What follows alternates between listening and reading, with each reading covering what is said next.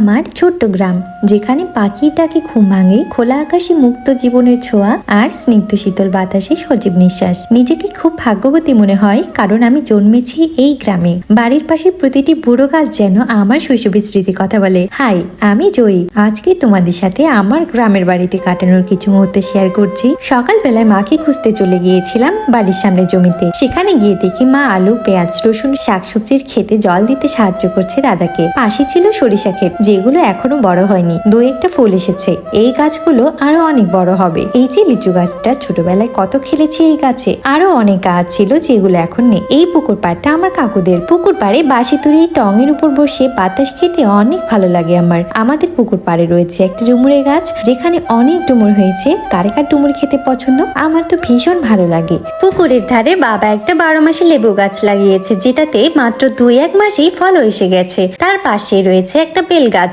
এই গাছের বেলও কিন্তু অনেক মিষ্টি। গ্রাম আমার অনেক পছন্দের, বিশেষ করে গ্রামের প্রকৃতি, হাসিদের প্যাক প্যাক মাটির সদা গন্ধ হৃদয়ে যেন অদ্ভুত এক শান্তি এনে দেয়। বেল গাছের নিচে মা শুকোতে দিয়েছে গোবর, আর সেখানে একটা স্টোররুমও রয়েছে, যেখানে দৈনন্দিন কাজের জিনিসপত্র রাখা আছে। কেমন লাগলো ভিডিওটা অবশ্যই কমেন্ট করে জানাবে। আর যদি ভালো লাগে, আমি আরো অনেক ডেইলি ভ্লগ শেয়ার করতে চাই তোমাদের সাথে। তাহলে দেখা হচ্ছে অন্য কোনো সময়, অন্য কোনো ভিডিওতে।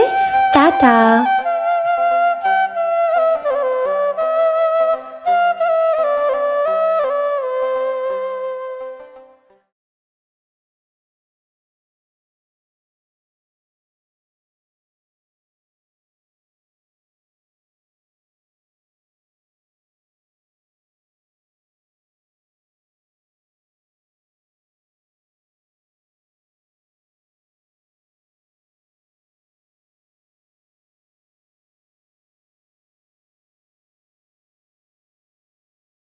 তো এই ছিল আজকের মিনি ভ্লগ। দেখা হচ্ছে পরে কোনো ভিডিওতে।